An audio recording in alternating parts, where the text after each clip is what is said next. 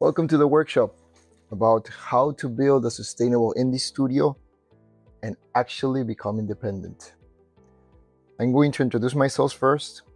I'm Norman. I've been more than 10 years in the software and game development industry. I'm the co-creator and producer of the game Duck Paradox that was nominated for Best Game Latin America at Gamescom Latin America 2025. And I'm the author of the book Scrum for Indie Game Development. With that said, let's start the workshop. I'm going to start talking about a very harsh reality, and that is that most indie studios never finish their first game, and those that manage to finish it, most of them never release a second one. There's a ton of competition. More than 20,000 games are released every year. And most of them make little money regardless of their quality. The tragedy here is not the failure, but that they don't get a second attempt. You see, it's actually very common in basically every industry that about 20% of the players of the industry take 80% of the earnings. This happens in game development, but it also happens in YouTube. 20% of the videos get 80% of the views. Or even in the universe, 20% of the stars have 80% of the mass. So we shouldn't be focusing on trying to be only on this 20%.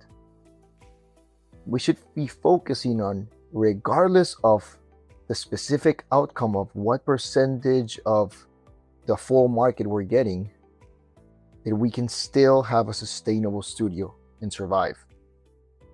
So that shouldn't be our worry. What actually makes studios disappear? Well, it's definitely not talent, but probably strategy.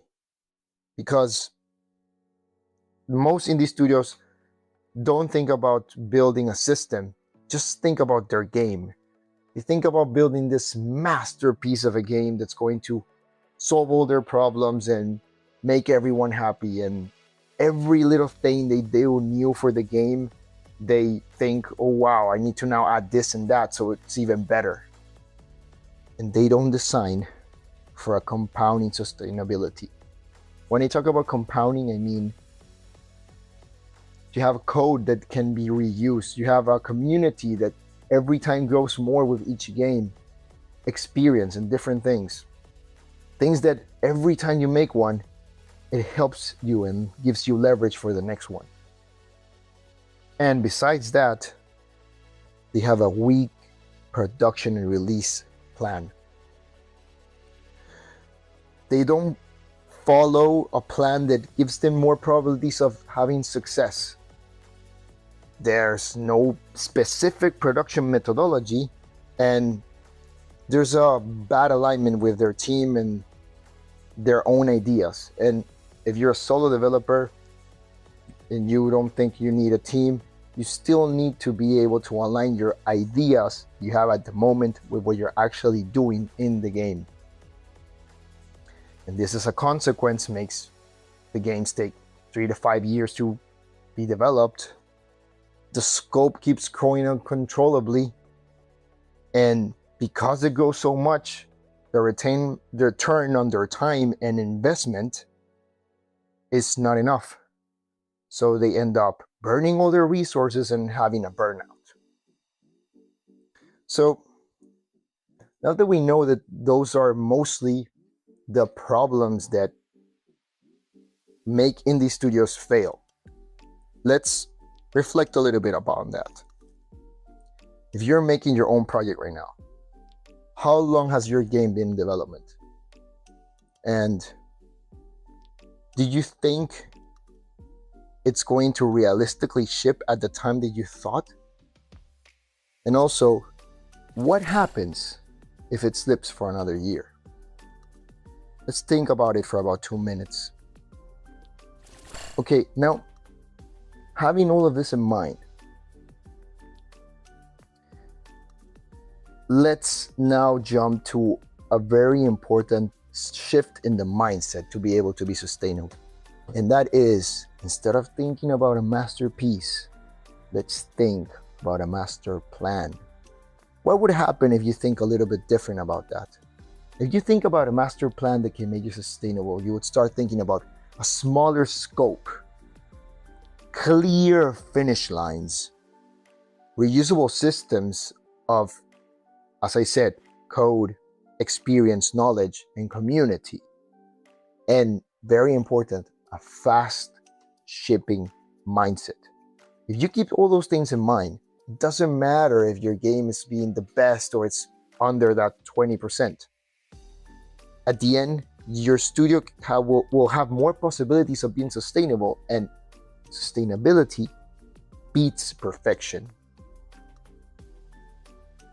So I'm not saying all of this out of nowhere. I'm saying it because there's many other studios that actually apply this kind of mindset, and they're very successful. For example, Strange Scaffold Games.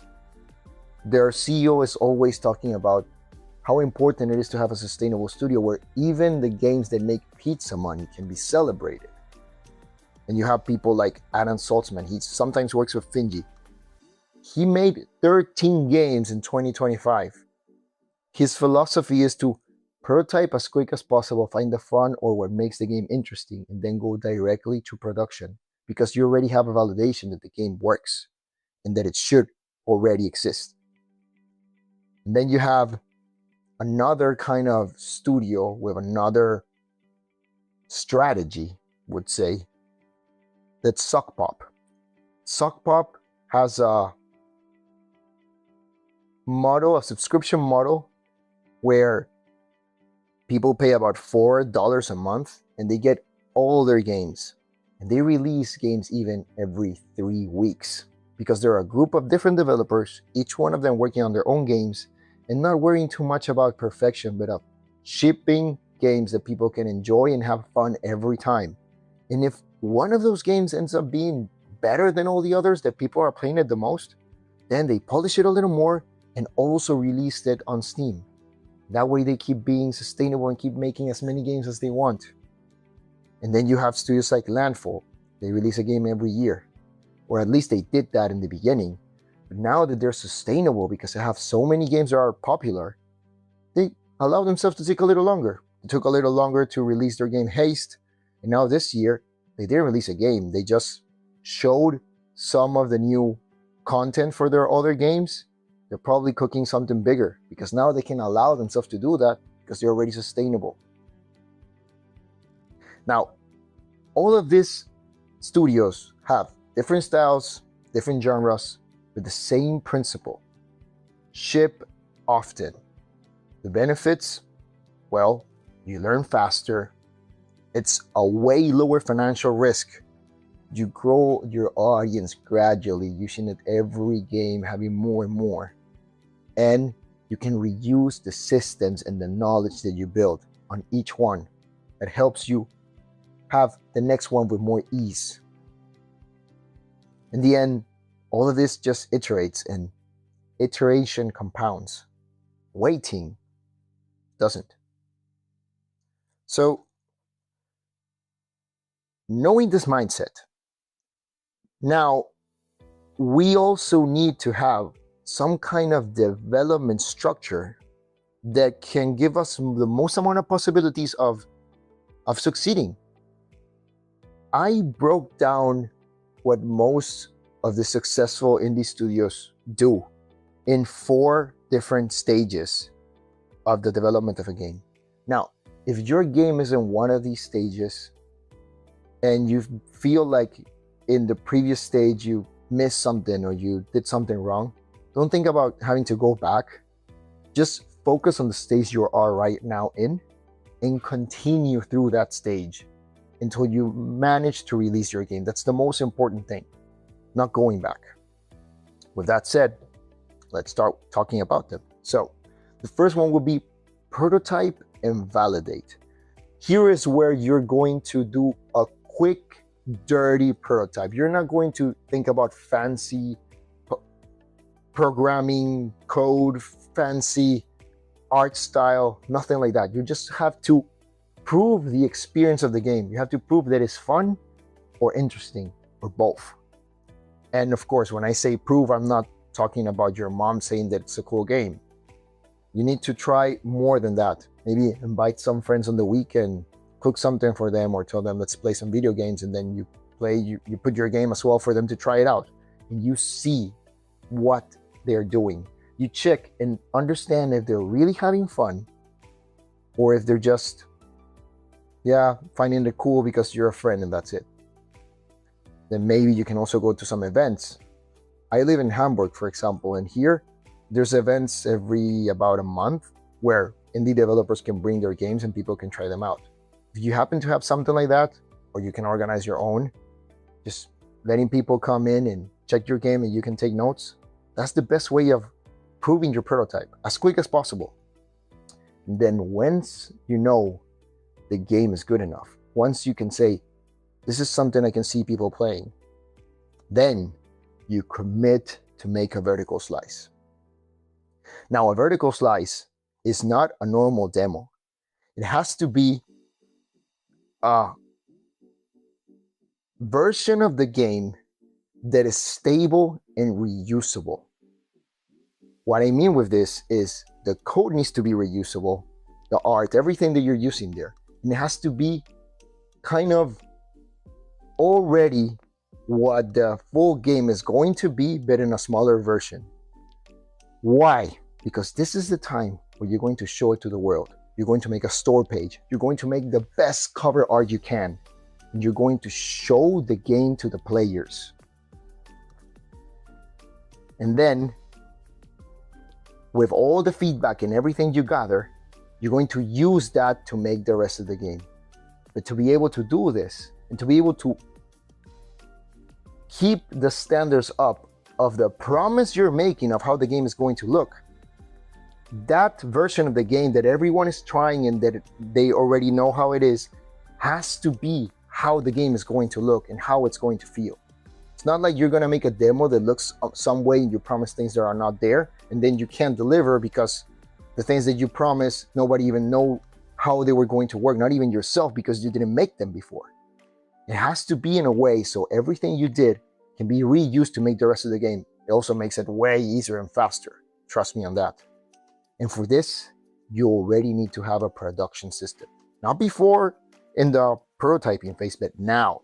You need a system where you can predict the work you're doing. You can communicate well with your team or your stakeholders, or even understand yourself when you're doing things. So you can know when you're going to finish each step. And then, once that's done, once you have some proof, you gather all the feedback, you take all that, you know exactly what the game needs to be now and how it has to be finished. And you go for the full production of the game. This step is the best step, by the way, to try to get some funding, because now you got some proof that the game is cool, people are playing it, you got the feedback to know what needs to be changed, if there's anything to be changed, so it's completely well done. And you have some followers, some players, some community. So you can use that as a leverage for finding an investor or crowdfunding or something like this. And it's also the moment where you polish your game and you make a release plan that is as predictable as possible with your production system. And then after that, you finally go for the release. You make a final marketing push and you collect every learning that you get from what you did through this game. And with those learnings, you start planning your next game. Because this is not your masterpiece.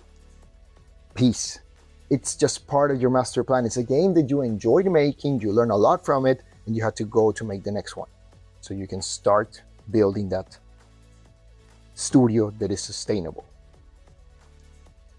Now that we know all this, let's reflect a little bit on that.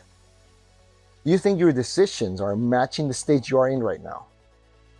Or what adjustments do you think you need to make? Or if you don't have any of these stages in that way, what would it look like if you actually follow these stages working on your game. Just think about it about for 1 or 2 minutes. Now, before closing, just want you to remember that even with this full development structure, the most important thing is to have that production system working fine. Otherwise, you're going to lose yourself in development. Your scope is still going to be growing. Everything's going to go sideways. You're not going to be able to predict anything. And that's when your game takes longer than you want and you start leaking all your resources.